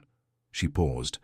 "I owe you that minimum ethical standard, and I owe future specialists the protection I failed to advocate for when it might have prevented your deterioration." Sarah felt the familiar crack in her chest, the loosening of defenses that Salitha's consistent care had been working through. "You're risking your own relief for my well-being." "I'm choosing sustainability over short-term comfort," Salitha replied. "Which is what the protocol should have required from the beginning." They continued walking, and Sarah noticed details about Vathos she'd missed in her focus on the evaluation, the way different species had modified common areas to accommodate their specific needs, the careful architecture that balanced accessibility with distinction, the visible evidence of beings learning to coexist across radical difference without consuming each other in the process. "What will you do?" Salitha asked eventually. "If the protocol is approved for expansion in its current form, if the administrators decide your reduced participation represents individual limitation rather than systemic flaw?" Sarah had been avoiding the question, but it required answer. "I'll resign from the assignment. I'll return to Earth and file a formal report with the Terran Cooperation Committee documenting the framework's actual costs. I'll recommend against recruiting additional specialists until the protocol is substantially reformed." She paused.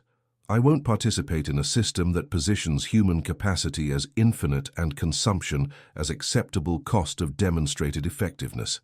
"And if the protocol is suspended or reformed?" Sarah considered carefully. "Then I'll stay.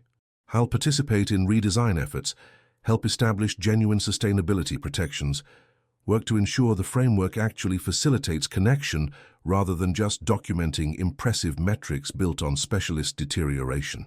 She looked at Seleth. "I still believe cross-species connection is valuable. I just can't support building it on extraction." Saletha's colors brightened into the soft amber Sarah associated with understanding, with care offered without requirement. "Whatever happens, I am grateful to have known you, not as facilitator or service provider, but as the person beneath those functions. You have taught me things about ethical responsibility and genuine care that I will carry forward regardless of the protocol's future." Sarah reached for Seleth's appendage, initiating contact for the first time outside of a formal session. The Karathi's surface was cool against her palm, texture familiar from countless hours of therapeutic touch, but this contact felt different, chosen rather than scheduled, offered rather than required, connection without the weight of need or the pressure of providing. They stood together in Vathos's corridors, holding hands, while around them the evaluation continued its systematic assessment of whether the convergence protocol deserved expansion or required fundamental reconstruction. The evaluation committee's decision came on the fourth day, delivered through formal channels to all participants simultaneously. Sarah received the notification on her tablet while sitting alone in the temporary quarters Vathos had provided. She read it 3 times before the meaning fully registered. The convergence protocol was approved for limited expansion with mandatory modifications. Human specialist participation would continue but under substantially reformed framework. Participation limits enforced rather than optional. Well-being monitoring integrated as core requirement. Session frequency capped at sustainable thresholds determined by independent medical assessment rather than administrative preference. The committee's report acknowledged that initial implementation had prioritized effectiveness over sustainability. That specialist deterioration represented systemic flaw rather than individual failure. That the framework's future viability depended on genuine protections rather than documented permissions that participants felt unable to invoke. Sarah's testimony had been cited extensively, particularly her observations about boundary erosion and the way the protocol's structure made refusal feel impossible despite nominal choice. Seleth's recommendations had also influenced the decision. Her detailed documentation of participant deterioration, providing evidence that effectiveness metrics alone couldn't capture sustainability concerns. The report concluded with specific acknowledgement, Dr. Sarah Vance's participation demonstrated both the significant potential and the serious limitations of human specialist involvement in the convergence protocol.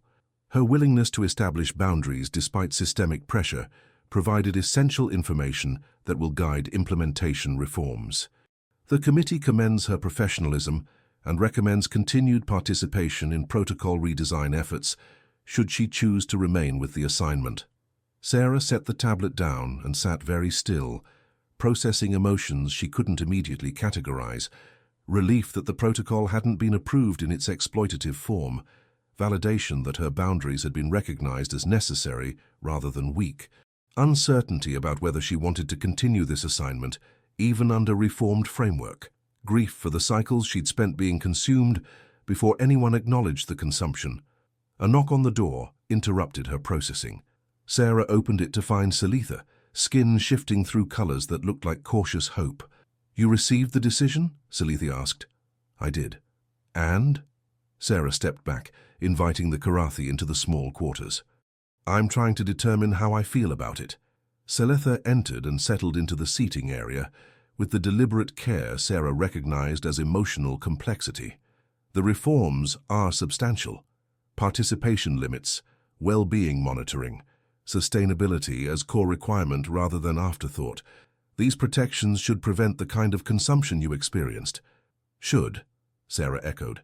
But the protocol still fundamentally positions human specialists as facilitators whose bodies enable connection for others. The power asymmetry remains even if the exploitation is limited. "Yes," Seletha agreed. "And that asymmetry requires ongoing attention, constant vigilance to ensure sustainability protections are enforced rather than gradually eroded by administrative convenience." Her colors shifted through thoughtful amber, which is why your continued participation matters if you're willing.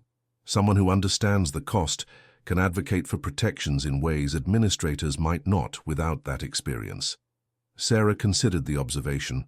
She thought about future specialists who would be recruited if the protocol expanded, about whether they would face the same consumption she'd experienced, or if the reforms would actually protect them. She thought about her own capacity to participate in framework redesign, whether she had energy for continued involvement, or if protecting herself required complete withdrawal. "I'm not certain I can return to the Veshasir," Sarah said slowly. "Even with reforms, the crew knows my body as therapeutic resource. I'm not certain we can rebuild those relationships on different foundations. Then don't, Selethi suggested. The protocol will be implemented on additional ships. You could participate in redesign and training for new specialists without returning to a crew that already has established patterns with you. She paused. Or you could return to Earth, provide your expertise through remote consultation, maintain distance from direct participation, while still influencing the framework's development. Both options felt possible in ways Sarah hadn't experienced during the past weeks. The evaluation's recognition of her boundaries as necessary, rather than problematic, had created space for choices beyond just enduring or abandoning. She could shape the protocol's future without sacrificing herself to it. She could contribute expertise while protecting the self that expertise had cost to develop. I want to think about it, Sarah said. I want time without immediate decisions, without pressure to commit before I understand what I actually want, rather than what seems necessary or expected. Selethi's colors brightened into the soft amber Sarah had learned meant understanding. That seems wise. You have spent weeks providing what others needed. You deserve time to determine what you need for yourself. They sat together in comfortable silence, and Sarah noticed how different this proximity felt from the therapeutic contact she'd provided in bonding sessions. Selethi's presence required nothing from her, demanded no warmth or synchronization or sustained availability. This was just two beings sharing space, learning each other beyond the framework that had structured their initial interactions. "Can I ask you something?" Sarah said after several minutes. "Of course. That color pattern you show sometimes, deep purple threaded with gold. I've never found documentation for what it means." Selethi's skin shifted immediately into the colors Sarah had referenced, brighter now without the cautious muting. "It doesn't appear in standard Karathi emotional indices because it's relatively rare, usually only visible in contexts where formal structures can't adequately contain what's being experienced." She paused, colors intensifying. "It indicates caring that exceeds the boundaries of defined relationship, feeling that doesn't fit established categories. For my species, it typically emerges when connection has deepened beyond what the framework that initiated it can hold." Sarah absorbed the explanation, recognizing what Selethi was actually communicating beneath the careful language. "You care about me?" "Yes," Selethi confirmed, skin remaining in that distinctive combination. "Beyond your function as facilitator, beyond what the protocol required us to be to each other. I care about you as the person I have come to know through our interactions, formal and otherwise." The acknowledgement settled between them with weight that felt significant but not overwhelming. Sarah had spent so long being cared for only in service to her utility that genuine care offered without transaction felt almost foreign. But it also felt like relief, like proof that connection could exist without consumption, that being seen mattered more than being needed. "I care about you too," Sarah said quietly, "which might seem strange given how much of our interaction happened under protocol framework, but I do. You saw me when I was disappearing. You advocated for boundaries when I couldn't. You chose my well-being over your own relief. That matters to me beyond what the bonding sessions established." Selethi's colors brightened further, the purple and gold intensifying into something beautiful and complex. "Then perhaps, regardless of what you decide about protocol participation, we can maintain connection independent of that framework, as beings who care about each other rather than as specialist and participant." "I would like that," Sarah said, and felt something in her chest loosening completely, that careful construction she'd maintained since arriving aboard the Sci-HFY finally dissolving to reveal the person underneath. Still tired, still recovering, still uncertain about the future, but no longer defined solely by her capacity to provide. They sat together in the temporary quarters, while outside the evaluation's implications rippled through the gathered crews, while administrators began the complex work of implementing reforms, while the convergence protocol transformed from exploitative framework into something that might actually deserve the name it carried. Sarah remained at Vathos for 3 additional weeks, participating in protocol redesign workshops and training programs for the human specialists who would be recruited under the reformed framework. The work was demanding but different from bonding sessions.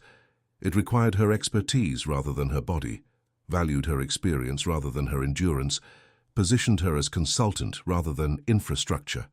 The reformed protocol included protections Sarah had advocated for during her testimony.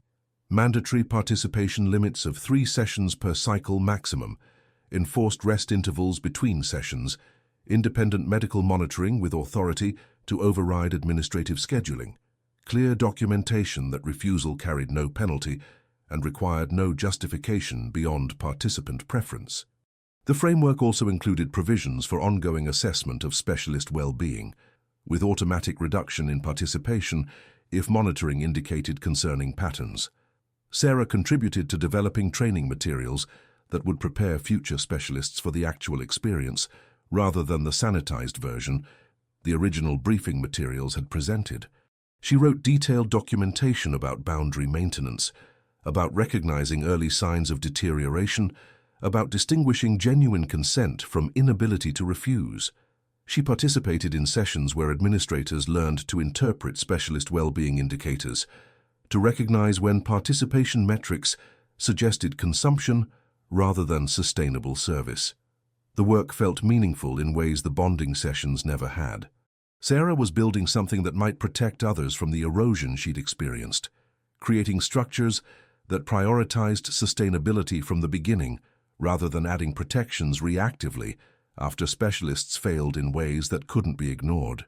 Sci-HFY remained at Vathos as well, participating in the redesign efforts from the perspective of protocol participants rather than specialists. The Karathi offered insight about how the original framework had obscured costs through its careful structuring, how beings genuinely needing connection could still advocate for specialist well-being if given frameworks that made that advocacy possible. Together, Sarah and Sci-HFY developed documentation about ethical bonding that centered mutual care rather than unidirectional service. They spent their non-working hours exploring Vathos, learning the station's complex geography, discovering spaces designed for cross-species interaction that didn't depend on formal protocols or documented procedures. Sarah found herself relaxing in ways she hadn't since leaving Earth, her body gradually remembering that it could exist without constant preparation for contact, that proximity didn't automatically mean providing.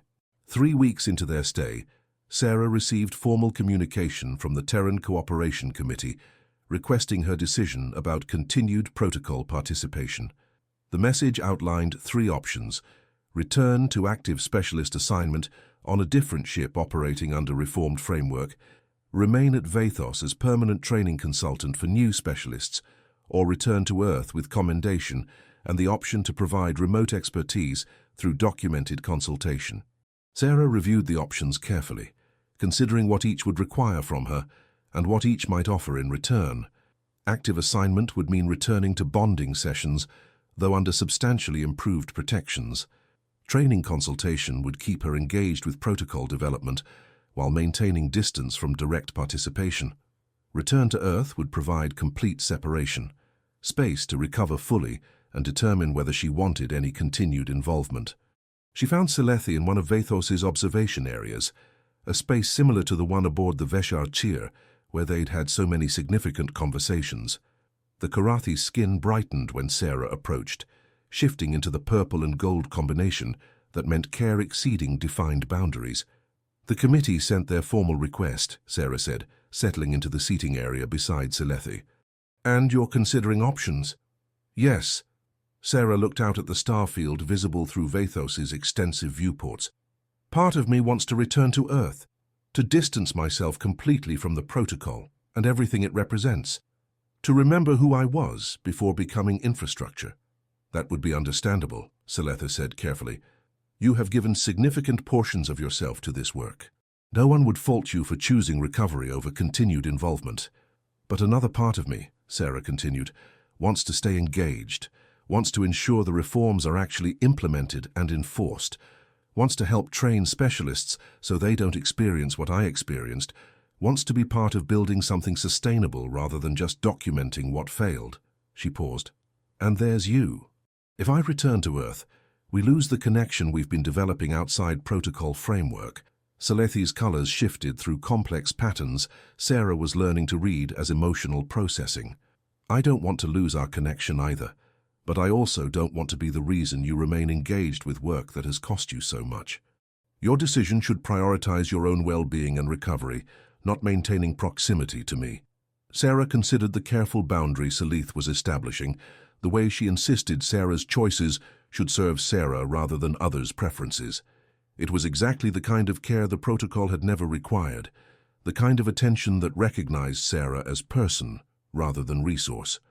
"What if," Sarah said slowly, "I chose the training consultant option, remained at Vathos to work on protocol development and specialist preparation, but didn't return to active sessions? I could contribute expertise while maintaining boundaries, could help build the framework without being consumed by it." She looked at Seleth directly. "And we could continue developing our connection independent of protocol structures." Seleth's skin brightened into colors that looked like hope mixed with caution. "That would allow you proximity to the work without the participation costs, and it would allow us time to discover what we are to each other without the confounding influence of bonding sessions." She paused. "But only if you genuinely want the consultant role for itself, not just as means to maintain our connection." Sarah thought about the training materials she'd been developing, the satisfaction she'd felt helping design protections that might prevent future specialists' deterioration. She thought about the expertise she'd gained through difficult experience, how that expertise could serve others if she had energy to offer it without sacrificing herself. She thought about Vathos as space that wasn't Earth, but also wasn't the Veshasir, neutral ground where she could be both the person she'd been and the person she was becoming. "I want the consultant role," Sarah said with growing certainty. "I want to help build something better than what I experienced. I want to ensure the reforms are genuine rather than performative. And yes, I want proximity to you, to the connection we're building." She paused. "But if the work becomes consuming again, if I notice the same patterns of boundary erosion, I want to trust myself enough to choose differently, to recognize that leaving is protecting rather than failing." "I will help you recognize those patterns," Selethi offered. "I will remind you of your worth beyond your utility, will advocate for your well-being even when you're tempted to sacrifice it. That is what genuine care requires, attention to sustainability rather than just appreciation for service." Sarah felt the crack in her chest widening completely, that final defense dissolving to reveal vulnerability that felt frightening and necessary simultaneously. "I'm going to accept the consultant position. I'm going to stay at Vathos and help build the protocol's reformed framework. And I'm going to trust that choosing this serves me, and not just the collective good." Selethi's colors intensified into the brightest combination of purple and gold Sarah had seen, beauty that suggested joy, unconstrained by careful protocols. "Then I will stay as well. The Korathi Council has offered me a research position here examining alternative approaches to empathic network restoration. We can both contribute to developing sustainable connection while building our own." They sat together in the observation area, watching the stars that marked their position in a galaxy, learning to survive scarcity without consuming those who tried to help. Sarah felt her body gradually relaxing, tension she'd been carrying for weeks finally releasing as she made a choice that prioritized her own well-being alongside meaningful work. The protocol would continue evolving. Specialists would be recruited and trained under reformed framework.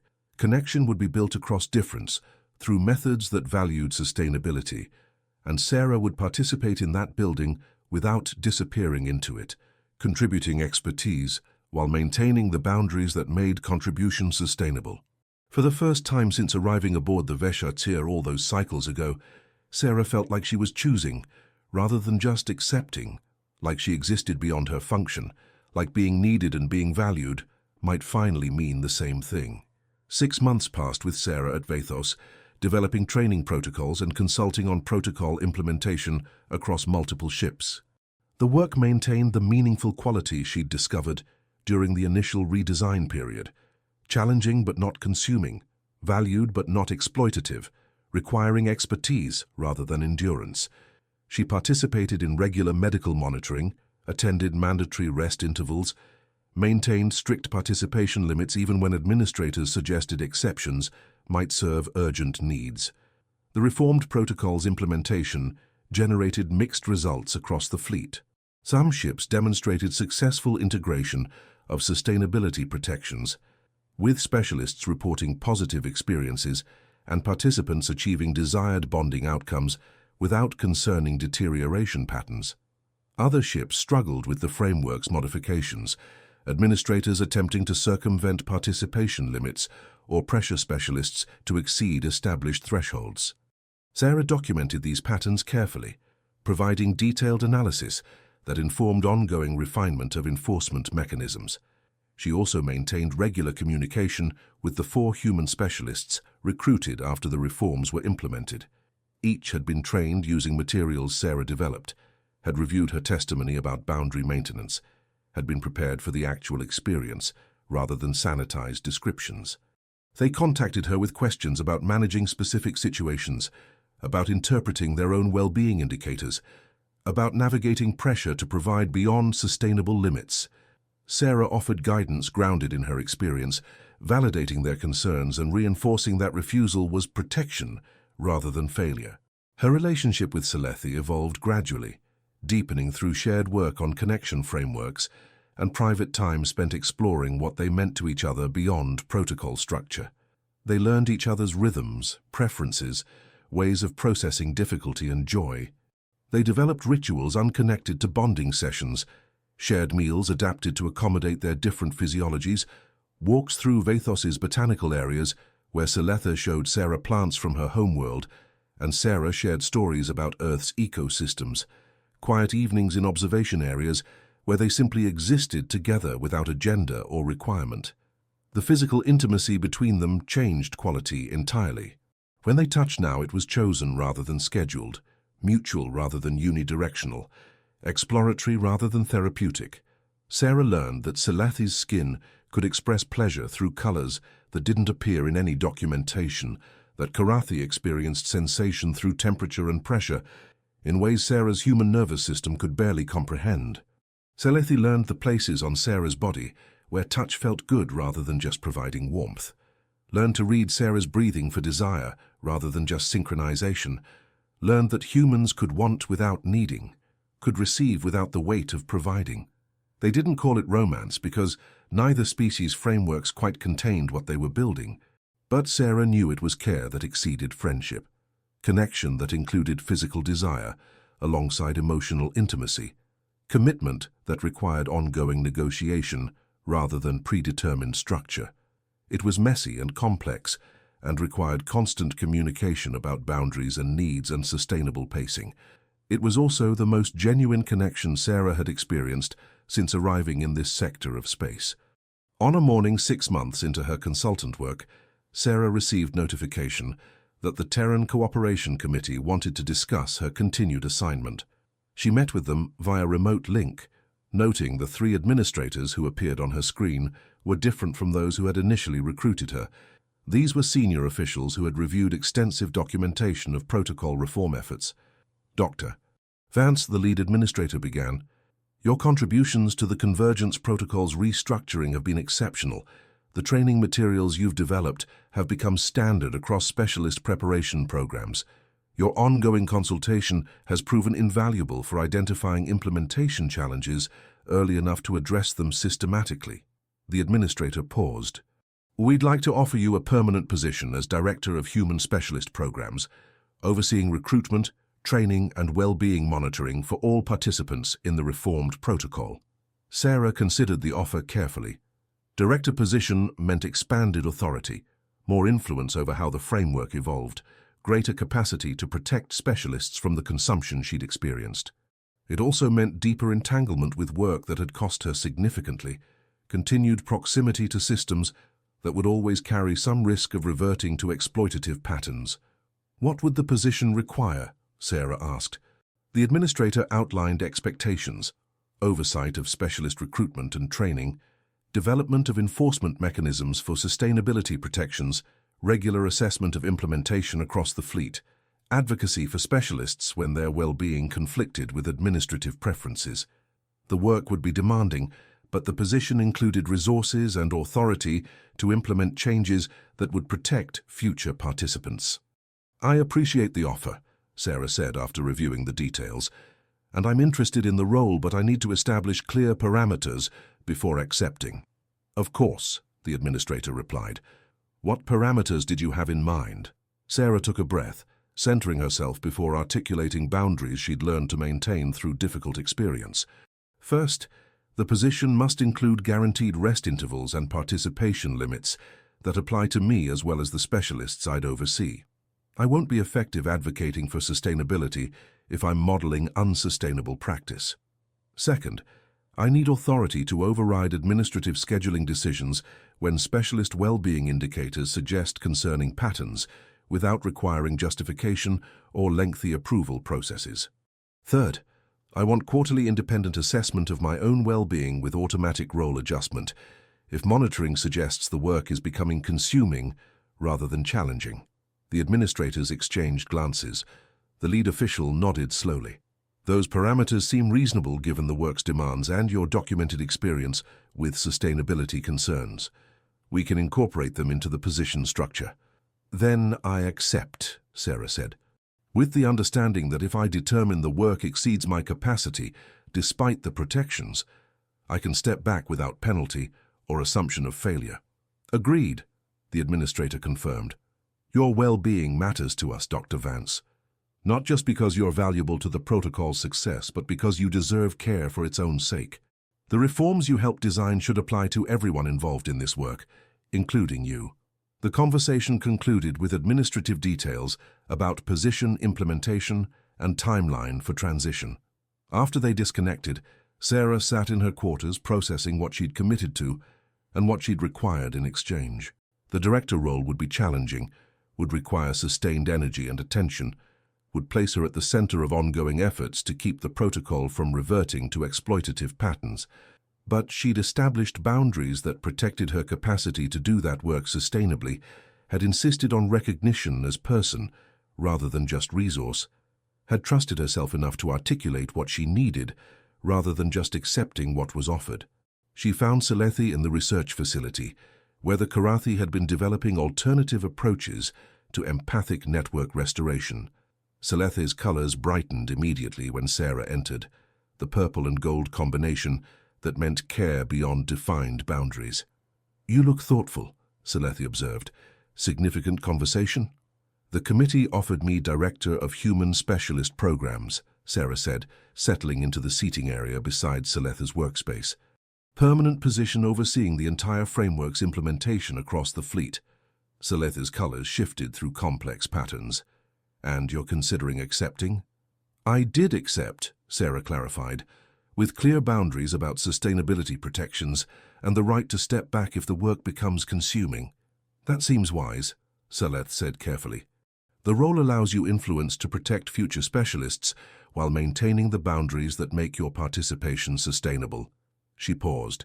How do you feel about it? Sarah considered the question honestly. Nervous about the responsibility. Hopeful that I can actually make the protocol into something better than what I experienced.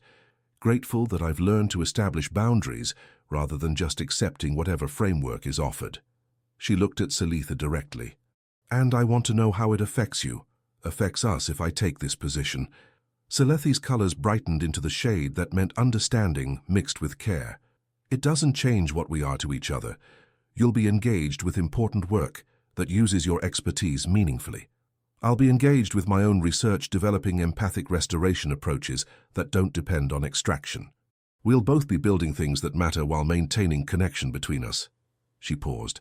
As long as you remember to protect yourself, to recognize when providing becomes consuming, to trust that you can step back if the work exceeds your capacity. I will, Sarah promised. I have better models now for what sustainable participation looks like. And I have you, reminding me that my value extends beyond my utility, that I deserve care for its own sake. They sat together in comfortable silence, and Sarah felt the familiar loosening in her chest, the space that had opened when she'd learned to choose herself alongside meaningful work. She thought about the person who had boarded the Sci-HFY almost a year ago, who had believed being needed was the same as having worth, who had measured value by capacity to endure. That person had been consumed by frameworks designed to exploit human instincts toward service, but Sarah had learned, through difficult experience and genuine care, that she could be both needed and valued. both useful and protected, both committed to meaningful work and committed to her own well-being. She'd learned that genuine connection required sustainability, that effective advocacy required self-preservation, that choosing boundaries wasn't failure, but the foundation of every choice that came after. The galaxy was still learning to survive scarcity. The convergence protocol was still evolving toward frameworks that built connection without consumption. And Sarah was still becoming someone who could navigate complex systems while maintaining the self that made her navigation meaningful. She looked at Seletha, at the being whose care had taught her the difference between being needed and being seen, and felt gratitude for the journey that had brought her from consumption to choice, from disappearing to emerging, from infrastructure to person capable of building sustainable connection while remaining whole.